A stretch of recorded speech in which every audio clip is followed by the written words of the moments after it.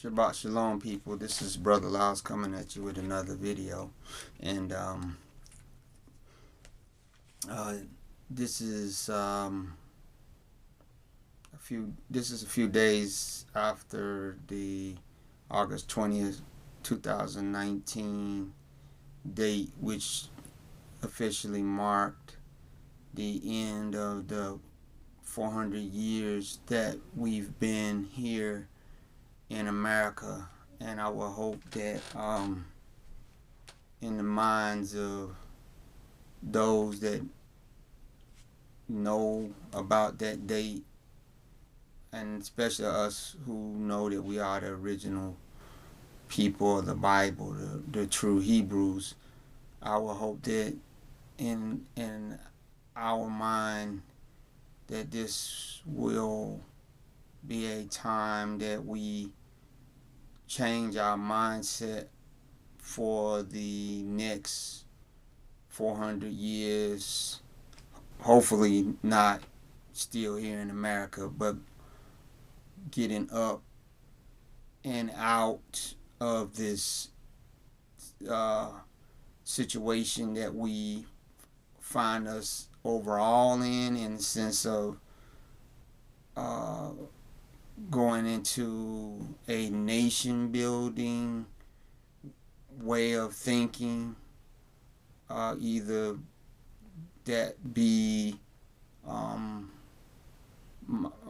immigrating back to Africa to as best you can the country of origin that your ancestors were brought from, or as we who believe that we are the original people, wait for the day that Yeshua comes back and sets up his kingdom here on earth and gathers all his elect from the four winds, and we rule and reign from Jerusalem. But either way, we need to have a change our way of thinking about ourselves going forward. At least that's the way I feel. That doesn't mean that I'm going around and I got a crown, a fake Burger King crown that I'm wearing on my head, and I got a purple robe, stashed away that I brought out, and I'm walking around, looking like some nut job. But I'm talking about in my way of thinking about how I carry myself. Just like one of my videos, I made about how after 40 lashes, a person would be considered to be detestable. We are over the 400 years now. There should be no more of us allowing ourselves to be debased. And does that mean that people are gonna stop calling us the N word or whatever? But our mindset should be not to put ourselves in the presence of people like that. That there will be now a separation from that. That if I gotta be at a place where I'm doing that, I'm asking the Most High Yah to transition me to a better place, a place where my mindset can gravitate toward the fact that I want to come out of these conditions that I'm in, first as an individual and my family, but also us as a collective.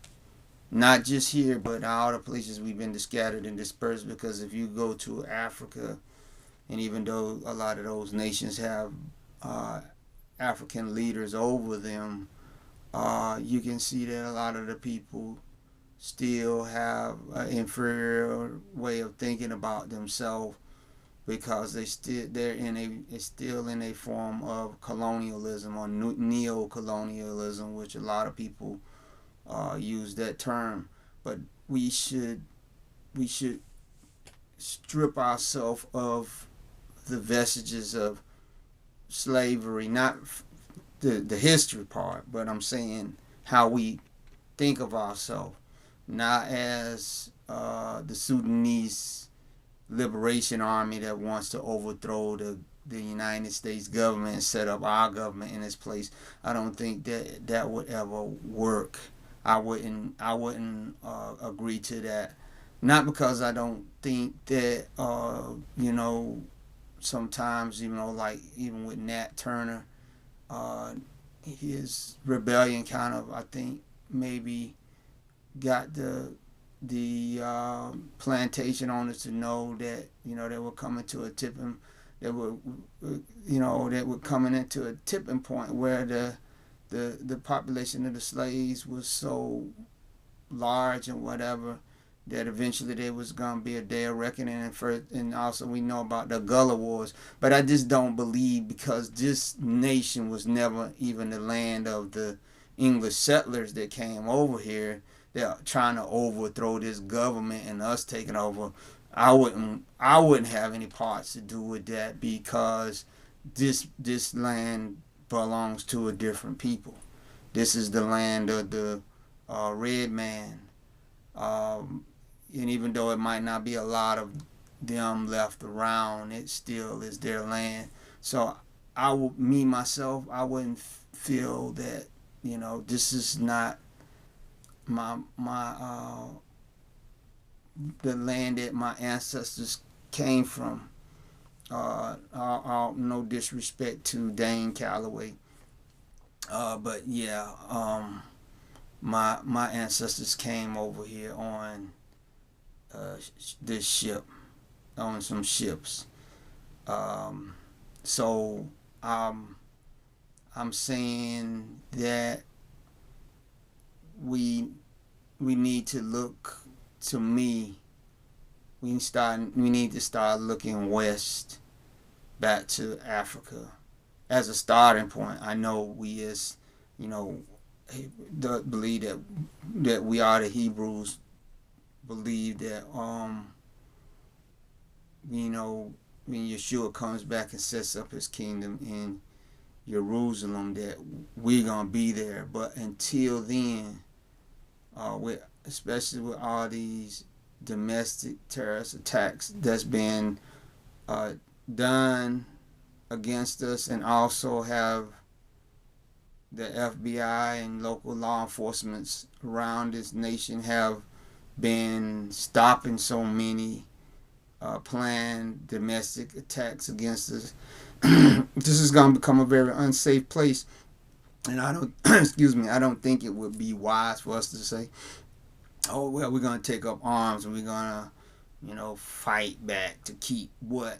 Like I said, this land is not ours. This belonged to the red man at one time. So why not, if the opportunity opens itself up, that we go back to the point of demarcation, West Africa and some South Africa, and try to go there at it.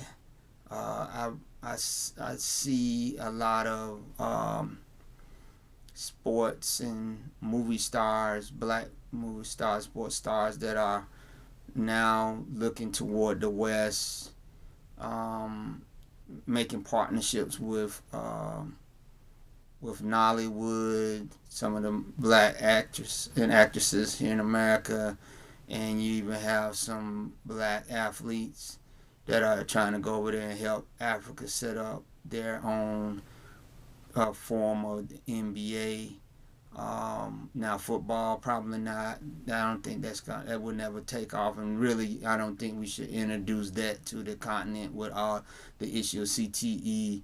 To me, I wouldn't. And plus, I think football, soccer is, to them, are more compatible to them.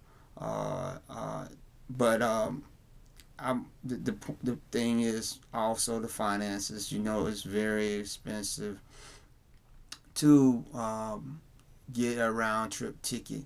But I believe, like I said, now that we've passed that demarcation mark of 400 years, I'm believing that the Most High Yah is going to start making available to us resources and stuff to be able to do these things if we had the right intentions of why we're doing this. We letting them know that we want to separate ourselves from Babylon. We want to separate ourselves from some of the issues that are being brought out on the in front of us every day, dealing with mass incarceration, dealing with certain social issues, and just dealing with us healing and coming together as a people. We have never had a place where we could heal and come together, because whenever we did that, it was always maybe thought that we was trying to be a nation within a nation or whatever. We never was given that opportunity. But if we get on the continent, and even though I know that there's the situation with some neo-colonialism that's still going on over there with the Chinese and with some European nations, that some of the nations over there still speak English and speak French, and some speak Spanish and Portuguese. Still, overall, when you go to a nation where the majority of the people look like you, they can relate to a lot of things like you, that it makes a big difference.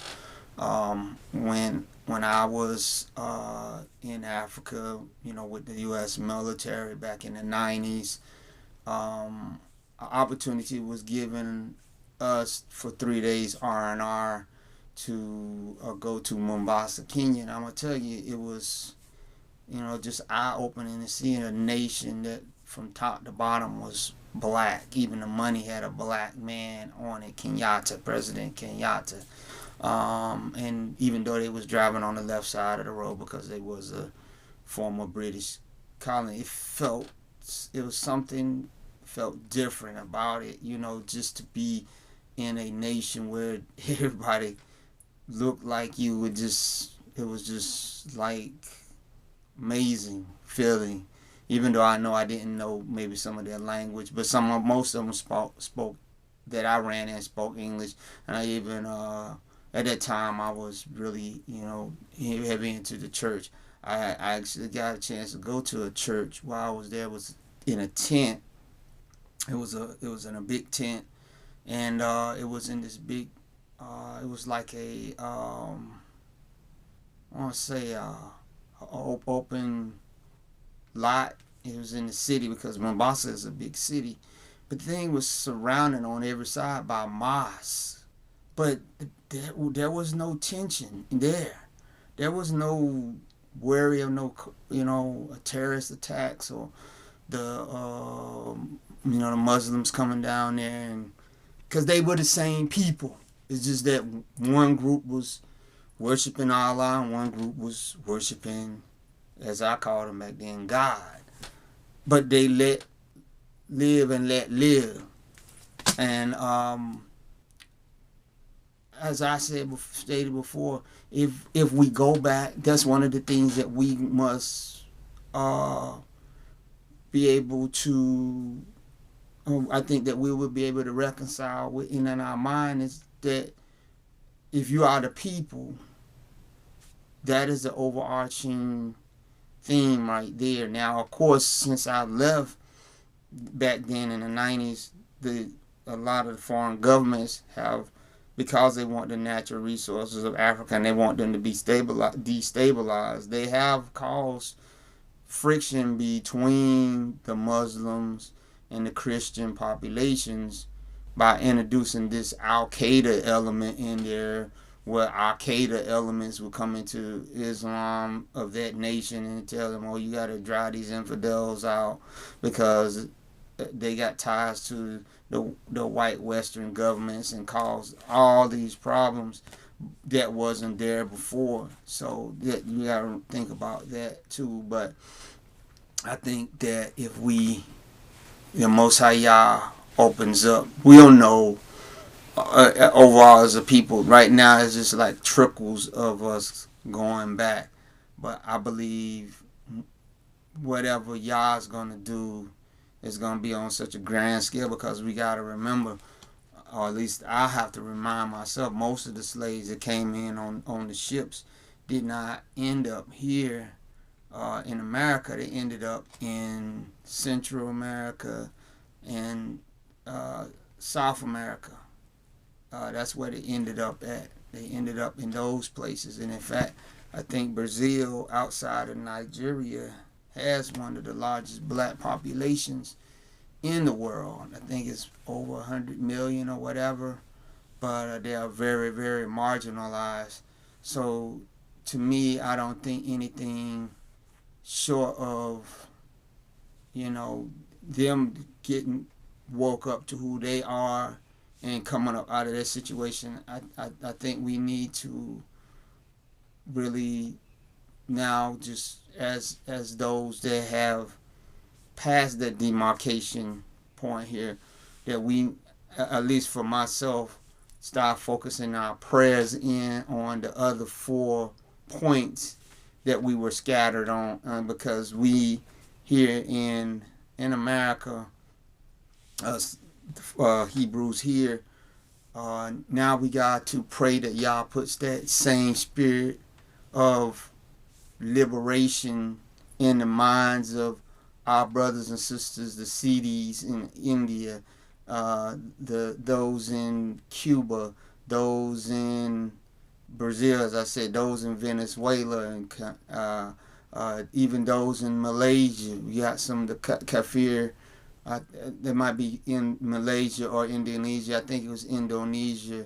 Some of those people that were taken into those places, we need to start praying and focusing that Yah wake them up, because they make up a larger portion of people, twice in Brazil of what we got here in America. That's estimated to be 40 to 50 million of us here. Well, in Brazil, they got over 100 million of us there. Not all. I'm not talking about the mixed, the mulattoes. I'm talking about just people like myself. Now, the mulatto now some of them do consider themselves to be, but in Brazil, they push this brachiomental thing where they try to tell you there's no color thing, you are Brazilian. So it's a lot, sometimes, confusion. But I think they said in the last decade or so, some of the, you know, descendants of slaves pushed that we want to make a distinction between us who still have that tie to slavery and those that say they're Brazilians, because we are losing out by being in this thing where we're all just Brazilians, because I think they said that they use that as a cover so that when they do get discriminated against or they opposed or whatever, they can say you were not opposed because you were black.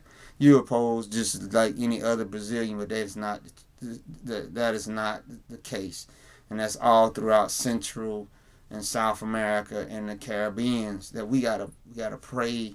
We're changing our mindset. We breaking out of the mold. The Bible says that Judah will be an ensign of the nation, meaning we will be the flag, the rallying flag. That hey, wake up! It's time to wake up. So we waking up now. We got to stop preaching to the choir. We got to stop preaching to us here. Well, most of us, not everyone of, but for the most part, a lot of us here in America have the mind that we need to make an exodus out of here. But Yah's not gonna move us only. He said it's gonna be of all the people where he scattered and dispersed. So it's upon us to do the clarion call to them and say, wake up, wake up. It's time to start thinking about going back. Going back. For us, it would be going back west. For the people in India and all them places, would be going back. No, for us, it would be going back east. I'm sorry. To them, it would be going back west. So we got to think about that when in our time of prayer. We got to add that to our prayer list that Yah will wake up the rest of us here in America and wake up the rest of us in all the 4 points. Because he's already changing so much in this earth, even with the weather, with the climate change, as they say, whether they say it's them or whether they know it's Yah, but they're not acknowledging it. The climate is becoming more conducive for people of color here on this earth. It really is. If you looked at some of the stories that's been out there of some of the things that's been happening to the Caucasian people with these blisters because of this heat, this sun is beaming down. It really is becoming a climate that's more conducive for people of color. At least for me, I love getting out, and I don't like all the sweat and everything, but I can deal with it. But I love.